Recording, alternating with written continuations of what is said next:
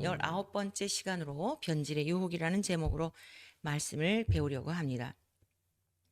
여러분 돌이라고 하는 것은 광야에서 흔히 볼 수 있는 그러한 자연석이죠. 그런데 마귀는 그 돌을 변형시켜서 떡덩이가 되게 하여 먹거리를 삼으라고 한 것입니다.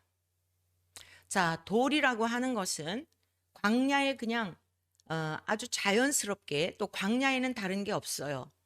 이스라엘 성지를 가보면은 이스라엘 백성들이 어떻게 40년 동안 이 광야에서 살았는지 진짜 하나님의 은혜다. 하나님의 은혜가 아니고서는 설명이 안 된다라고 하는 것을 체감할 수 있거든요. 그런데 이 돌만큼은 광야에서 흔히 볼 수 있는 자연적인 것입니다. 그런데 이것을 변형시켜서 먹거리를 삼으라고 유혹을 한 겁니다. 자, 우리 한번 상상해 보실까요? 광야에 있는 돌들을 떡덩이가 되게 하면 가장 어떤 유익이 따를까요? 재물의 유혹이겠죠. 재물의 이익이겠죠. 우리 인간이 추구하는 궁극적인 것은 뭐예요? 목숨을 위하여 재물을 굉장히 탐합니다. 현대인은 더더욱 그렇죠. 이스라엘 백성들이 광야에서 40년 동안 그렇게 하나님의 은혜 안에 살면서도 하나님이 공급해 주시는 힘으로 사는 것을 훈련하는 시간이었거든요. 그들이 고기 생각이 나면 애굽을 추억하죠. 그리고 하나님과 모세를 향하여 원망을 합니다. 우리가 애굽에 살 때는 고기도 먹었고 마늘도 부추도 먹었는데, 마늘이나 부추 이런 것들은 우리가 알고 있듯이 이 강장제라 그러잖아요. 육신의 힘을 돋우는 음식들이죠. 괜히 우리를 이렇게 끌어내가지고 광야에서 고생을 하느냐, 불평을 하니까 하나님께서 만나와 메추라기를 내려주시죠. 그리고 아예 그냥 이 사이에 고기가 낄 정도로 실컷 먹이시죠. 냄새를 맡고 싶지 않을 정도로 먹이시죠. 그들의 필요를 풍족하게 채워주셨습니다. 그리고 매일의 양식만 구하라고 하셨어요. 안식일을 위해서는 안식일분까지 그 전날에 구하지만 매일의 양식을 구하라고 하신 겁니다. 왜 매일매일의 양식을 구하라고 하셨을까요? 주님께서 주기도문을 가르쳐 주시면서도 우리에게 일용할 양식을 주시옵고라고 우리가 어떠한 기도를 드려야 할지를 가르쳐 주셨죠. 내일의 것, 모레의 것, 1년 후에, 아니 인생의 노년에 연금을 위하여 걱정하고 그것을 위해 모아 쌓아 놓으라고 말씀하시지 않았어요. 오히려 많은 재물을 모아 쌓은 부자를 향하여 내 생명 오늘 밤 하나님이 거둬가시면 네가 수고하여 얻어들인 그 모든 물질은 네 것이 되겠느냐라고, 어리석은 자여라고 책망하셨던 것을 볼 수 있습니다. 그런데 동서고금을 막론하고 모든 인간들은 물질의 노예가 되어 있어서 이스라엘 백성들이 타락했던 원인도, 광야에서 가나안 땅에 들어가지 못하고 기껏 고생만 하다가 광야에서 죽은 이유도 물질 때문에, 먹고 사는 문제 때문에 늘 불평하고 원망하고 하나님을 의심하다가 결국에는 고생만 하다 죽어간 이스라엘 백성들의 광야 생활을 통해 우리에게 주는 교훈입니다. 뿐만 아니라, 자, 왕정 시대를 넘어서 이제 분열 왕국이 되고요. 분열 왕국 르호보암 이제 그 시대부터, 솔로몬 아들 르호보암 시대부터 분열 왕국이 돼요. 이스라엘 역사가 얼마나 참담합니까? 그런데 그 모든 원인이 뭐죠? 우상 숭배였어요. 우상을 숭배하는 이유가 무엇일까요? 잘 먹고 잘 살기 위한 목적이에요. 왕이 백성들을 잘 먹고 잘 살게 하려는 그런 의도라기보다도 그 자리를 영구히 보존하기 위한 욕심과 탐욕에 의한, 모든 인생들은 나 중심하여 그 욕심을 채우기 위해서 살아가는 것이 모든 인간들입니다. 구약의 성경에 보면 자식을 잡아먹은 그런 내용들도 나오잖아요. 사마리아 성에 그 궁핍함이 있을 때에 자식을 잡아먹는 일들까지 있었어요. 우리는 성경을 보면서 어머나 성경에 왜 이런 내용까지 기록했을까라고 할 정도로 온갖 인간 안에 있는 내면의 추악한 죄들이 어떻게 나타나서 어떠한 참담한 상황들에 맞닥뜨렸는지를 성경은 낱낱이 우리에게 증언하고 있는 것을 보게 됩니다. 자, 오늘 저와 여러분들이 기억해야 될 것은 신앙의 목적은 이 땅에서 잘 먹고 잘 살고 부귀 영화를 누리며 살아가는 것이 목적이 아니다. 그것에 정점을 찍었던 솔로몬이 오히려 하나님으로부터 그래 네가 지혜를 구했으나 네가 구하지 아니한 재물까지도 많은 사람들로 하여금 존귀케 하는 그러한 은혜를 입었으나 결국에는 부요하여 참으로 기가 막힌 그 후손들에게까지 그런 결과를 초래한 것을 보게 됩니다. 우리 예수님께서 지금 광야에서 돌덩이가 떡이 되었을 때에 따라오는 것은 뭐냐면 상상할 수 없는 물질이 우리 예수님에게 주어졌을 거예요. 당장의 배고픔만이 아니라 왜냐하면 돌들이 떡덩이가 되게 하라. 광야의 나등군은 그 돌들이 떡덩이가 되었을 때에 그것을 내다 팔았을 때에 여러분 상상해 보세요. 정말 기가 막힌 일들이 일어났겠죠. 물질의 유혹이 오늘 그 돌들이 변형이 되어서 떡덩이가 되게 하여 너의 배를 채우고 많은 재물을 득할 수 있는 그러한 변형을 요구한 거예요. 변형으로 미혹한 것입니다.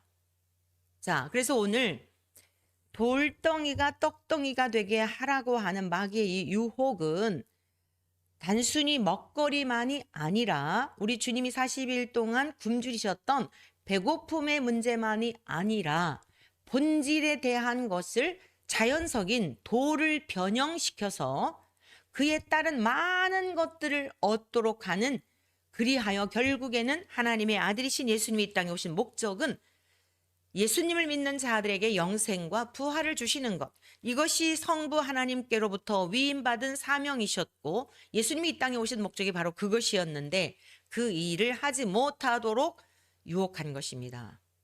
그래서 본질을 변형시켜서 왜곡하여서 육신의 유익을 도모하도록 유혹하고 미혹하는 일이 예수님에게만 있었느냐? 창세기에서부터 시작된 사건입니다. 그런데 첫사람 아담은 이러한 마귀의 유혹에 넘어갔지만 우리 예수님은 넘어가지 않았죠. 창세기 3장에 보면 뱀으로부터 아담이 받은 시험, 그 시험이 무엇이었어요? 선악을 알게 하는 나무의 열매. 창세기 2장 7절에 하나님이 분명히 명령하셨습니다. 단호합니다. 여러분 하나님의 말씀은 단호합니다. 흐릿한 게 없어요. 이것도 좋고 저것도 좋은 것 없습니다. 예면 예, 아니면 아니요. 분명히 하여야지. 어중간한 위치에 있으면 인심 잃을 것도 없고요. 적이 생길 일도 없어요. 여기서 이 얘기하고 저기서 저 얘기하고 너도 공감해. 너도 공감해. 그런데 누가 싫다고 하겠어요. 그런데 어느 편이야? 오른쪽이야? 좌쪽이야? 아이, 그걸 구태여 구분할 게 무엇이 있어. 다 너도 옳고 너도 옳은 거야. 라고 하지만 그리하여 근사한 것 같지만 하나님의 말씀은 단호하다. 창세기 2장 7절에 선악을 알게 하는 나무의 열매를 먹지 말라. 여러분 먹지 말라 했으면 안 먹어야 되는 거예요. 내가 먹는 날에는 정령 반드시 이전에 개혁 성경에는 정령 죽으리라 그랬죠. 개혁 개정에는 반드시 죽으리라. 여지가 없습니다. 여지가 없어요.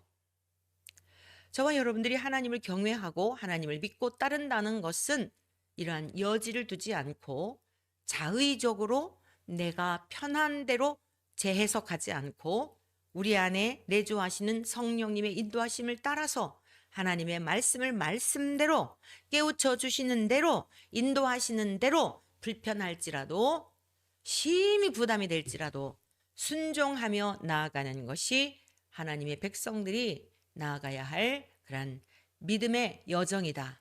걸어가야 할 길이다. 라고 하는 것을 꼭 명심하시기를 바랍니다. 자, 그런데 이 뱀은요, 우리 주님을 유혹하고 있는 이 마귀는 에덴 동산에 아담과 하와를 향하여 어떻게 말씀을 변질시켰냐면 뱀이 여자에게 이르되, 창세기 3장 4절 말씀입니다. 뱀이 여자에게 이르되 너희가 결코 죽지 아니하리라. 변질시킨 거예요. 변질. 하나님이 말씀하신 것은 본질입니다. 그 본질은 절대로 변개하면 안 돼요. 돌은 돌이어야 하는 것입니다. 돌이 떡덩이가 되게 하는 것, 이게 바로 변질시키는 것이에요. 자, 그 다음 보시겠어요? 3장 4절. 너희가 결코 죽지 아니하리라. 뱀이 여자에게 한 이야기입니다. 너희가 그것을 먹는 날에는 너희 눈이 밝아져 하나님과 같이 되어 선악을 알 줄 하나님이 아심이니라. 하나님의 마음을 아는 것처럼 장차 네가 이것을 먹게 되면 하나님과 같이 된다라고 하는 그럴싸한 말로 하나님이 명령하신 본질, 그 진리의 말씀을 왜곡시킨 겁니다. 이렇게 하나님의 말씀을 변질시키는 마귀의 유혹에 자기의 입맛에 맞게 변질시키는 그 시키는 유혹에 그만 넘어가고 말죠. 이러한 유혹은 첫사람 아담 이후에 마귀는요 계속적으로 인류의 역사 가운데 하나님이 택하신 백성들을 중심하여 이스라엘 백성들을 중심하여서 끊임없이 유혹하여 왔습니다. 이스라엘 백성들이 결국에는 바벨론의 포로로 잡혀가기 전에 하나님께서 그들에게 안타까운 마음으로 눈물의 선지자 에레미야를 통하여서 탄식하시며 말씀하셨습니다. 에레미야 5장 30절에서 31절의 말씀입니다. 이 땅에 무섭고 놀라운 일이 있도다.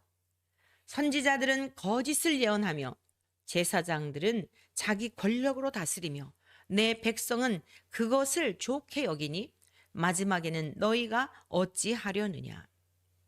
마귀는 지금까지 멈추지 않고 진리를 왜곡하고 변질시키는 것을 사람을 통해 역사하는 것입니다. 하나님의 말씀을 버리고 거짓 선지자들의 말에 미혹을 당한 이스라엘은 결국에 바벨론에 의해 예루살렘이 함락되죠. 처참한 상태를 에레미야 선지자를 통해 증언하였습니다. 예언한 것입니다. 에레미야 애가 4장 1절에서 2절의 말씀입니다. 슬프다. 어찌 그리 금이 빛을 잃고 순금이 변질하였으며 성소의 돌들이 거리 어귀마다 쏟아졌는고 순금에 비할 만큼 보배로운 시온의 아들들이 어찌 그리 토기장이가 만든 질항아리 같이 여김이 되었는고. 들깨들도 젖을 주어 그들의 새끼를 먹이나 딸 내 백성은 잔인하여 마치 광야의 타조 같도다. 젖먹이가 목말라서 혀가 입천장에 붙으며 어린 아이들이 떡을 구하나 떼어줄 사람이 없도다. 무슨 말씀입니까? 이스라엘 백성들이 하나님의 말씀을 말씀대로 선지자들을 통하여 증언하는 말씀을 아멘, 옳습니다. 하나님은 정의로우시고 정직하시고 공의로우신 분으로서 하나님의 말씀은 순결하니 우리가 그 말씀대로 순종하겠습니다 라고 해야 하는 것이에요. 선지자들을 통하여 하나님이 책망을 하실지라도 하나님 아버지는 공의로우신 분이며 사랑이신 분인데 우리에게 책망을 하고 우리를 징계하실지라도 하나님의 의는 영원한 것입니다 라고 해야 하는 것입니다.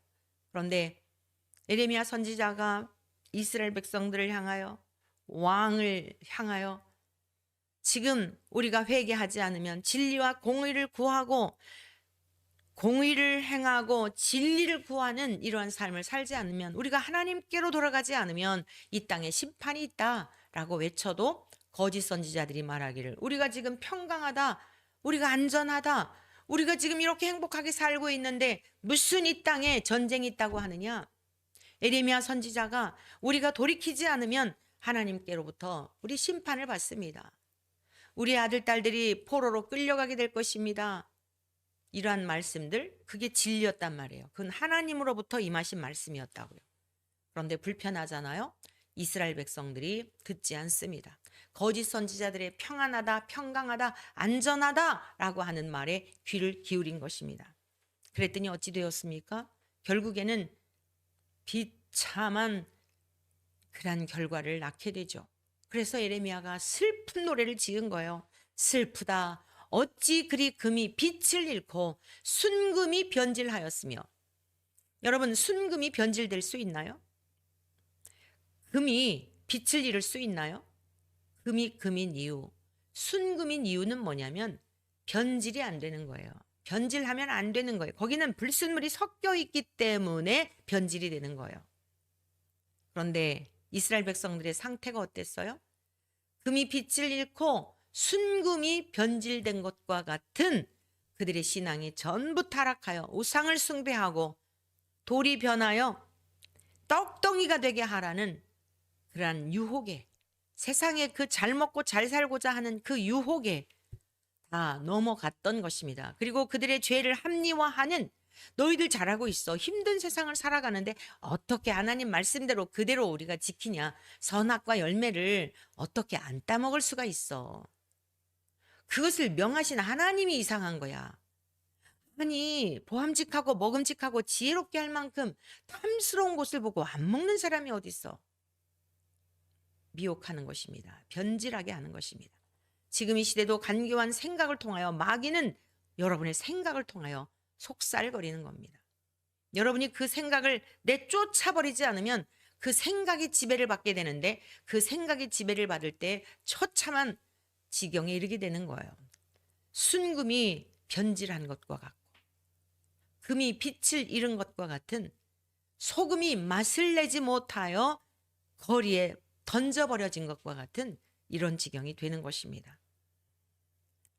거리 어기마다 성소의 돌들, 하나님의 성소를 아름답게 지키기 위하여 택함 받은 돌들이었는데, 비유적으로 말씀하고 있는 거죠.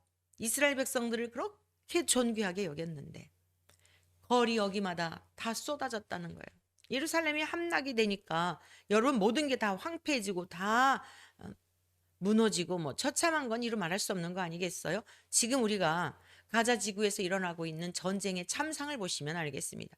그거보다 더 심각하죠. 보배로운 시온의 아들들이 어찌 그리 토기장이가 만든 질 항아리 같이 여김이 되었는가. 천한 것이 되었다는 거예요. 하나님께서 순금처럼 너무너무 성수의 돌들과 같이 귀중히 여기면서 하나님이 구별하여 택하였는데, 토기장이 그냥 흙을 이겨가지고 얼마든지 만들어낼 수 있는, 다시 만들어내고 또 찍어낼 수 있는 질항아리 같이 천한, 하나님 앞에 불순종한 결과로 인하여 세상에서도 이와 같은 존재가 된 것에 대한 탄식의 노래입니다. 들깨들도 젖을 주어 그들의 새끼를 먹이나, 말 못하는 짐승들도 자기 새끼를 어떻게 보양하고 양육해야 될지를 아는데 내 백성은 잔인하여 광야의 타조 같도다. 이 타조라고 하는 이 짐승은요, 그렇게 좋은 의미로 쓰이질 않아요. 잔인하고 무자비하고 무정한 이러한 것을 칭할 때 타조라고 하는 이러한 짐승을 이렇게 인용하고 있는데, 이스라엘 백성들이 하나님을 떠나니까 하나님을 온전한 유일하신 하나님으로 전심을 다해 섬기는 게 아니라 만물의 창조주가 되셔서 햇빛도 주시고 비도 주시고 우리의 먹거리를 하나님이 주시는 것인데, 그것을 인정하지 않고 가나안 땅의 그 우상들, 이 세상에 살면서 잘 먹고 잘 살기 위한 끊임없는 유혹들로 말미암아 우상을 숭배하니 마음이 냉랭하여지고 마음이 모질어지고 잔인하여서 마치 광야의 타조와 같다라고 이렇게 말씀하신 것입니다. 젖먹이가 목말라서 혀가 비뚤어지나 입천장에 붙었다는 거예요. 불이 나갔습니다. 젖먹이가 목말라서 혀가 입천장에 붙었는데 어린아이들이 떡을 구하나 떼어줄 자가 없다는 것입니다. 참담한 상황이죠. 참담한 상황. 자, 이렇게 이스라엘 백성들 에덴 동산에서부터 변질을 하도록 하나님의 말씀을 왜곡하도록 유혹한 마귀는 결국에는 그 마귀의 유혹에 첫사람 아담 하와가 넘어가지요. 그 마귀로부터 유혹을 받았을 때에 본질을 왜곡시켜 변질시킴으로 말미암아 하나님과의 교제를 할 수 없도록 이 미혹한 마귀는 인류의 역사 가운데 계속적으로 지금까지 유혹하고 있는 것이에요.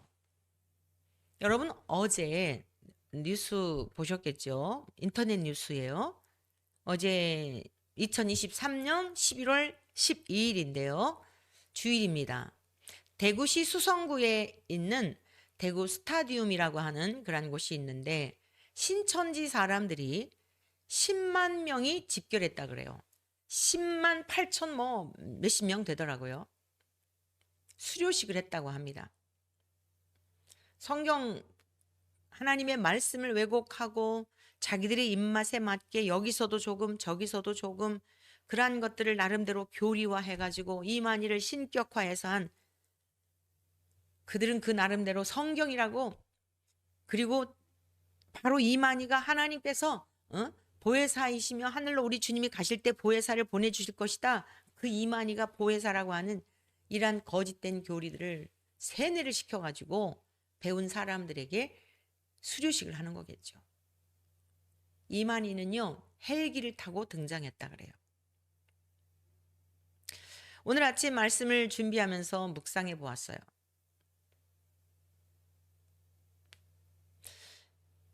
이 사람들의 특징은 뭐냐면 요한계시록을 엄청 강조합니다. 요한계시록을 엄청 강조해요. 그런데 여러분 이거 아십니까? 요한계시록의 말씀은 장차 이루어질 내용이에요. 그리고 현재에도 전부 다 과거를 위한 것만이 아니에요. 오늘을 살아가는 우리들에게도 주시는 메시지예요. 1세기 때에 우리 주님이 승천하신 후에 사도 요한을 통하여서 하나님께서 성령의 감동으로 기록한 요한계시록 말씀은 그 당시에 고난받는 성도들에게도 그 당시에도 주셨던 말씀이었어요. 바울 사도 여러분 앞서간 많은 믿음의 선진들 모두에게도 당시대를 살 때에 다 필요한 말씀들이었어요. 현재가 없이 뜬금없이 요한계시록에서 새하늘과 새 땅에 들어가 사는 것일까요? 이 이단들의 특징이 뭐냐면 장차 하나님 나라에 가서 자기들이 14만 4천 명이 되어서 1000년 동안 왕노릇한다. 자, 그 속에 어떤 의도가 있는 거죠? 남들보다 탁월하고 남들보다 우월하고 이 세상에서 누려보지 못한 권세, 권력, 영광 이런 것들을 누려보겠다는 거잖아요. 오늘 아침 제가 말씀을 묵상하면서 생각한 것이 무엇인 줄 알아요? 요한계시록의 말씀은 과거에도 사도 요한을 통하여 주셨던 그 말씀, 초대교회에 심각하게 박해를 받으면서 우리 주님 하늘로 승천하시며 다시 오시마 약속하셨는데 이제나 저제나 오시려나 하고 손꼽아 기다리는데 안 오시는 거예요. 마음이 얼마나 힘들었겠어요. 삶은 궁핍하죠. 사랑하는 동역자들은 자꾸 죽어가지요. 죽고 싶은데도 이게 빨리 죽어지지 않죠. 대표적인 인물이 사도 요한 아니겠어요? 사도 요한은 얼마나 주님 나라 가고 싶었을까요? 그런데 거의 100세를 살 동안에 장수를 하신 분이거든요. 사명이 끝나지 않으니까 안 데려가시는 거예요. 이 땅에 무슨 소망이 있었겠습니까? 오직 하나님 나라를 소망하며 살아가는데 사도 요한도 그러하였거늘 주변에 있는 성도들은 어떠했겠어요? 보통 궁핍한 삶이 아니었거든요. 직장을 가질 수가 있습니까? 발각이 되면 죽지요. 처참한 죽음을 당한단 말이에요. 하나님께서는 그러한 백성들에게 장차 되어질 일들과 현재적 삶에서도 그 나라를 바라보며 믿음으로 견뎌야 할 것에 대한 그리고 현재적 삶에 있어서도 왕노릇하며 죽음 너머에만 왕노릇이 아니라 그 어느 장소에 너희들끼리 모여서 그런 것이 아니라 진짜 왕이 누구냐? 세상을 다스리고 정복하고 통치하고 세상을 창조하실 때 이미 명하셨던 말씀, 악한 자들을 그 권세 앞에 굴복하는 것이 아니라 그 권력 앞에 비천하고 비굴하게 그러한 삶을 사는 게 아니라 오히려 그러한 악한 자들을 대항하고 정복하고 통치하고 죄를 다스리고 악을 멀리하며 원수 마귀를 능히 이길 수 있는 그러한 삶을 이 땅에서 사는 게 왕노릇하며 산다는 것을 말씀하신 거예요. 그런데 이들의 특징이 뭐죠? 미래적인 영원한 그 어떤 곳에서 14만 4천 명이 되어서 왕노릇하겠다라고 하는 그런 참 야무진 꿈을 갖고 있는 것인데 그 나라에 어떻게 들어가는지에 대한 것을 지나치고 있다는 거예요. 그 나라에 어떻게 들어가죠? 회개하고 복음을 믿어야 되는 거예요. 회개가 우선이에요. 지금 우리가 하나님을 믿는다고 하면서도 여전히 왕이 되고 싶고 높아지고 싶고 남들보다 탁월해지고 싶은 이 욕심이 있으니 어떻게 하면 좋습니까? 이거 통해 자복해야 되는 거예요. 그런 것들은 가르치지 않고 심령이 가난해야 천국에 가는 거예요.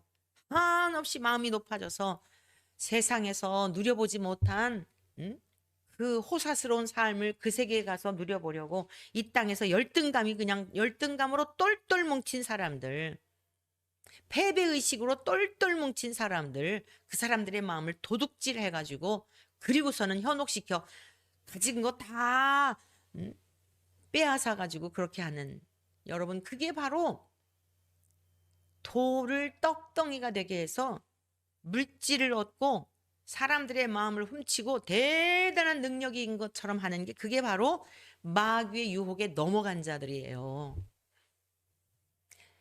마태복음 7장 15절. 여러분, 마태복음 5, 6, 7장은 산상수훈입니다. 심령이 가난해야 천국에 들어가는 것으로부터 시작하여서 지금 마무리하는 이 말씀, 산상수훈에 대한 말씀 이제 우리가 5장 끝나고 나면 배울 텐데 굉장히 기대가 돼요.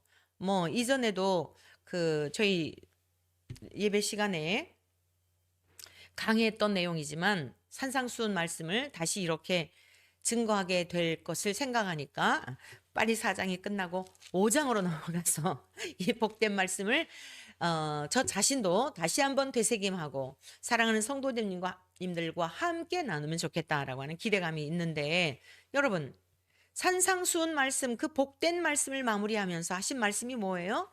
마태복음 7장 15절에 거짓 선지자들을 삼가라는 거예요. 심령이 가난하여 천국을 소유했다면 결론적으로 그 믿음을 붙들고 천국까지 가는 길에 거짓 선지자들을 삼가라. 양의 옷을 입고 너희에게 나오나 속에는 노략질하는 일이라. 속에는 노략질하는 거예요. 뭘 노략질하죠? 여러분이 가지고 있는 거 다 뺏어가려는 거예요.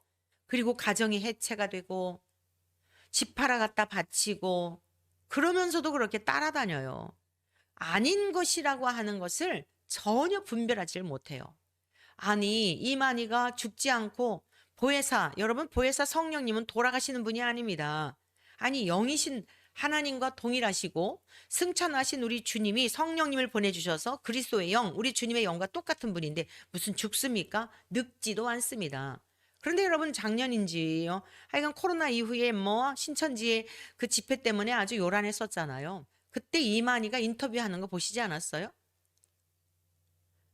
그 나이에 보통 노인분들에도 비하지 못하는 그런 노쇠한 몸을 가지고 옆에서 누군가가 대신 이야기를 잘 듣지도 못하니까 대신 이야기를 전해주고 그래도 말할 때 엉뚱한 말을 하는 그러한 사람을 보혜사 성령이니 뭐니 정말 기가 막혀요. 여러분 이단에 빠지는 사람들도 다 자기 욕심에 끌려 미혹을 받는다고 성경은 분명히 말씀하고 있습니다. 이단에 빠지는 사람도 누구 핑계할 수 없어요. 다 여러분들의 욕심 때문이에요. 정신 바짝 차려야 합니다. 욕심을 십자가에 못 박아야 우리가 주님의 의가 전가되어서 주님의 의를 힘입어 사는 거 아니겠어요? 그리고 주님 때문에 천국 가는 거예요. 우리가 의로워서 가는 게 아니에요. 주님에게 있기 때문에 주님과 함께 가는 겁니다. 제가 그 시골에 살 때 중학교 때까지 시골에 살았다 그랬잖아요. 그 서천 읍내에 저희 오라버니가 이제 살고 계셨어요. 근데 그 서천 읍내에 극장이 하나가 있었어요. 그 사거리 즈음에. 근데 저희 오라버니하고 그 사장님하고 친했거든요. 제가 영화 보러 가려면은 이제 거기 그 사장님 있을 때 이러고 가잖아요. 그럼 저를 그냥 들여보내요. 누구 때문에 들여보내는 거죠? 저희 오라버니 때문에. 친구인 저희 오라버니 때문에 그냥 공짜로 들여보내는 거예요. 제가 무슨 돈을 지불해서 가는 게 아니에요. 우리가 천국에 어떻게 간다고요? 예수님 때문에 하나님이 그냥 받아주시는 거예요. 죽을 때까지 이거 잊으시면 안 됩니다. 우리가 구원받았다고 하면서도 얼마나 마음에 온갖 독한 이 타조보다도 더 잔인한 죄성이 우리 안에 있습니까? 정죄하고 판단하고 참소하고 그거 뭐죠? 내가 옳다라는 기준이에요. 내가 옳다라고 하는 기준을 딱 세워놓으니까 전부 이래서 못마땅하고 저래서 못마땅하고 가정에서는 왜 다툼이 생기죠? 다 그렇게 살아가니까 그래요. 아내는 아내대로 남편은 남편대로 그러고 살아가니까 이 전쟁이 끊일 날이 없는 것이에요. 그거 십자가에 못 박기 전에는 여러분 아내든 남편이든 부모든 자식이든 주여 아직도 제 의가 죽어지지 않아서 이렇게 지옥을 살고 있습니다. 도와주세요 하고 여러분의 의를 십자가에 못 박기 전에는 그냥 항상 아슬아슬한 거예요. 다 자기가 옳다고 생각하니까 언제 어디서 그냥 팡팡 튈지 모르는 거죠. 지옥이에요. 그게 지옥. 마태복음 7장 21절에서 23절에 주님이 말씀하셨어요.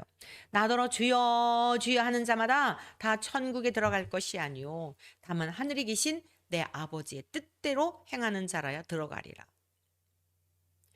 그날에 많은 사람이 나더러 이르되 주여 주여 우리가 주의 이름으로 선지자 노릇하며 주의 이름으로 귀신을 쫓아내며 주의 이름으로 많은 권능을 행하지 아니하였나이까 하리니 그때 내가 그들에게 밝히 말하되 내가 너희를 도무지 알지 못하니 불법을 행하는 자들아 내게서 떠나가라 하리라.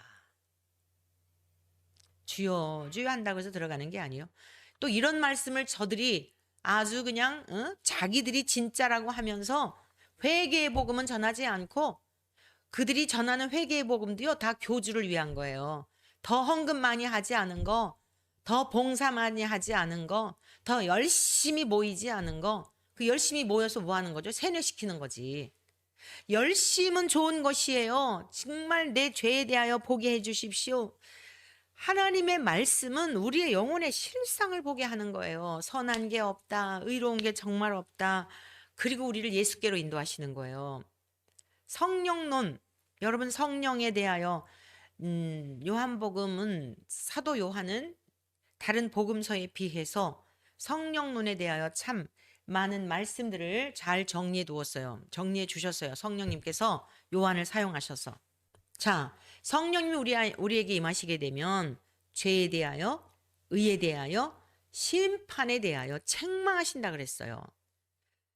사도행전 1장 8절에도 우리 주님이 하늘로 승천하시면서 오직 너희에게 성령이 임하시면 너희가 권능을 받고 그랬잖아요.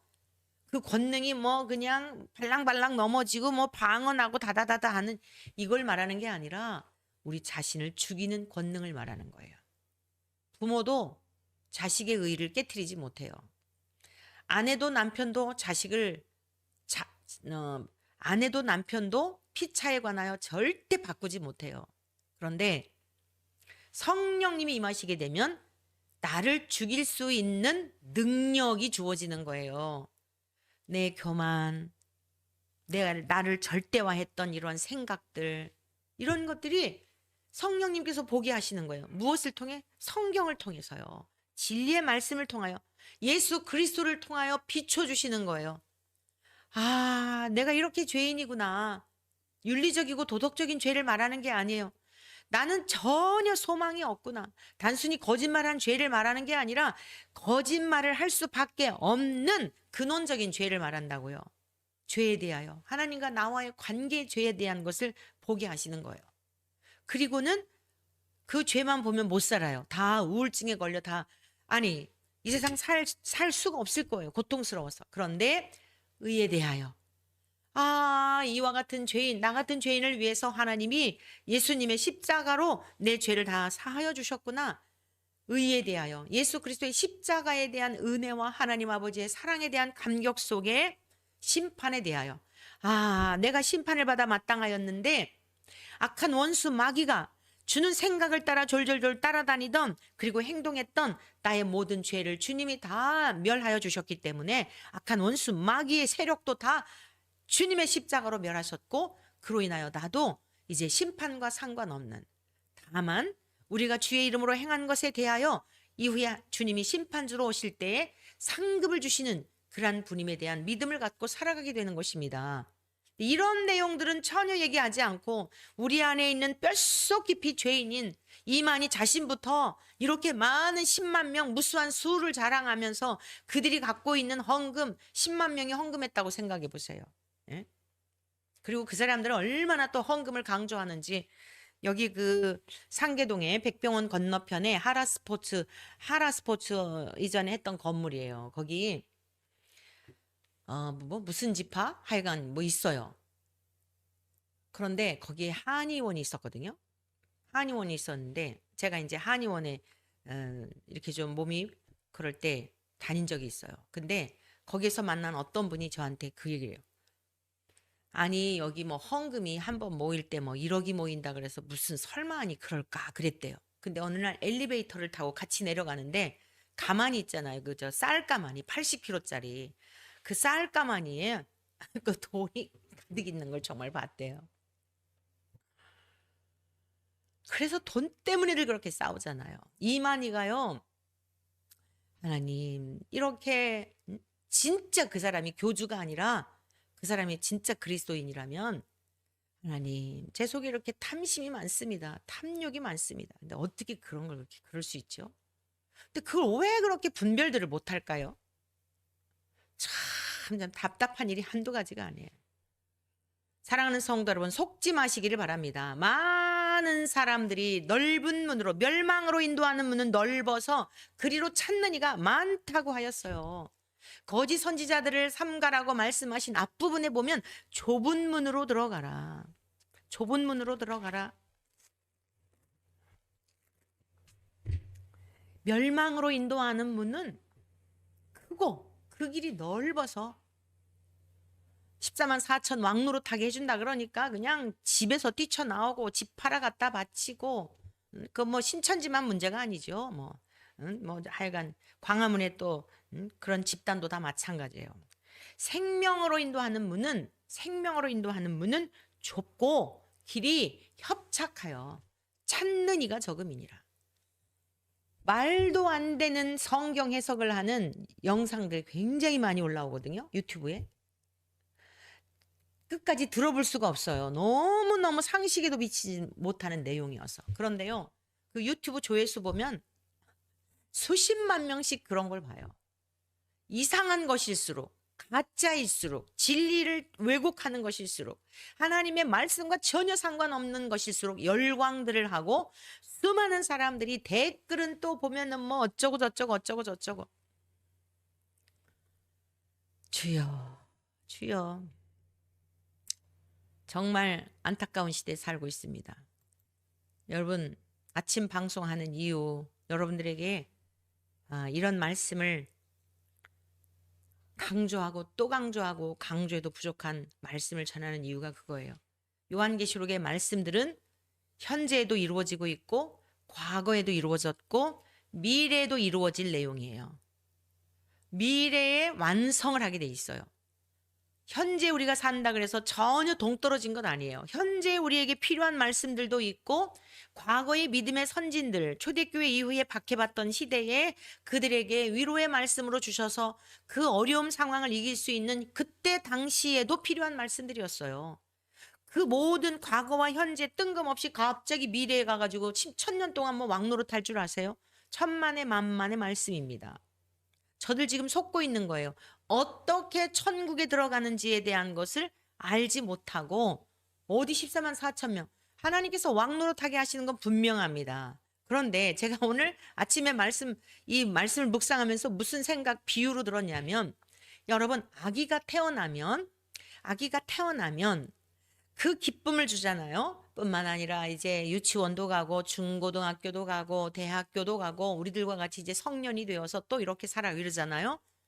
그런데 마치 뭐와 같냐면 신천지 집단이나 하여간 이 이단들의 특징이 뭐냐면 온갖 이적들을 보이고 거짓말을 하고 속이면서 그들이 목적하는 게 뭐냐면은 아직 임신도 안 됐는데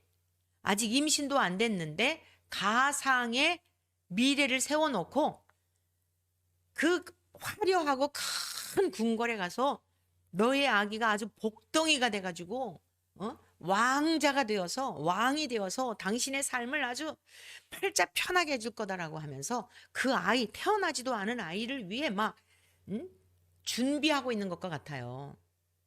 뭘 준비를 해요? 임신을 할 생각은 안 하고 어떻게 임신이 되느냐 생명체를 태동하려는 생각을 안 하고 부항기에 잔뜩 들떠가지고 태어나지도 않은 아기. 무슨 뜻이에요? 성령으로 거듭나야 천국에 가는데 성령 하나님이 계시면 그렇게 욕심꾸러기처럼 그럴 수가 없다니까요. 그러는데 성령님으로 잉태하시지도 않고 그 천국엔 들어갈 자격도 되어 있지 않은데 그냥 온갖 상상하는 바가 실제가 될 것으로 자기의 현재 주어진 삶을 감사하지 못하고 자족하지 못하고 가족들을 살피지 아니하고 그리고서는 그냥 그러고 살아가는 이러한 지경에 빠져 있는 거예요. 주님이 말세 경고를 통해서도 다음과 같이 말씀하셨어요. 마태복음 24장 4절 5절 말씀입니다. 예수께서 대답하여 이르시되 너희가 사람의 미혹을 받지 않도록 주의하라. 많은 사람이 내 이름으로 와서 이르되 나는 그리스도라 하여 많은 사람을 미혹하리라. 가짜를 가지고 진품인처럼 속이는 자들을 주의하라는 겁니다. 그 결국은 어떻게 되는 것일까요? 이렇게 가짜인 이들의 결국은 어떻게 되는 것일까요? 주님께서 말씀하셨습니다. 사도 요한이 본 환상 통해 주님이 하신 말씀이에요. 요한계시록 21장 6절에서 8절이에요. 또 내게 말씀하시되 이루었도다. 나는 알파와 오메가요 처음과 마지막이라. 내가 생명수 샘물을 목마른 자에게 값없이 주리니 이기는 자는 이것들을 상속으로 받으리라. 나는 그의 하나님이 되고 그는 내 아들이 되리라. 그러나 두려워하는 자들과 믿지 아니하는 자들과 흉악한 자들과 살인자들과 음행하는 자들과 점술가들과 우상 숭배자들과 거짓말하는 모든 자들은 불과 유황으로 타는 못에 던져지리니 이것이 둘째 사망이라. 요한계시록 21장 앞부분은 무슨 내용이죠? 자, 보라 내가 새 하늘과 새 땅을 주신다고 약속하셨고 처음 것들이 다 없어졌다고 말씀하셨어요. 그리고 그날에는 모든 눈물을 우리의 눈에서 닦아주시고 하나님의 장막이 하나님의 백성들과 함께 있음에 다시는 눈물이나 애곡하는 것이나 아픈 것이나 고통하는 것이나 이런 것이 없는 창세 전부터 준비하셨던 그 영원한 바로 그 세계, 예수님이 오신 목적도 바로 우리 그 세계로 인도하시기 위한 것이에요. 그런데 그런 나라에 누가 못 들어간다고요? 특별히 오늘 여기서 주목해 봐야 할 게 거짓말하는 모든 자들이에요. 진리를 왜곡하고 변질시키는 자들. 자기는 피조물에 불과한데 신격화하여서 많은 영혼을 미혹하는 이것보다 더한 거짓말이 어디 있겠어요. 불과 유황으로 타는 못에 던져지는 거예요. 우리 주 예수 그리스도께서 마귀에게 시험을 받으실 때에 승리하셨던 비결을 우리는 주목해야 합니다. 말씀대로 승리하실 수 있었어요. 마태복음 4장 4절 말씀을 다시 한번 보겠습니다. 예수께서 대답하여 이르시되 기록되었으되 사람이 떡으로만 살 것이 아니요 하나님의 입으로부터 나오는 모든 말씀으로 살 것이라 하였느니라 하시니, 본질을 왜곡해서 변질하도록 하는 그리고 많은 이득을 취하게 하고 많은 재물 모아 쌓아놓아 세상에서 왕노릇하도록 군림할 수 있는 이러한 사악한 미혹에 주님은 말씀으로 이기셨어요. 사이비 집단, 이단들, 거기에 빠진 사람들도 전부 본질을 변질시켜서 자기의 유익을 도모하기 때문에 사이비나 이단이나 그러한 교주가 될 뿐 아니라 그러한 악한 자들을 따르는 사람들도 자기들의 욕심에 끌려 미혹되고 있는 것을 기억하여야 하는 것입니다. 그래서 누구를 핑계할 수 없다는 것이며, 오늘 말씀을 듣는 주의 권속이 된 하나님 나라의 백성이 된 저와 여러분들도 끊임없이 주님 나라 갈 때까지 본질을 변질시키려는 이 유혹에 빠지지 않기를 축복합니다. 그것은 말씀대로 믿는 것이에요.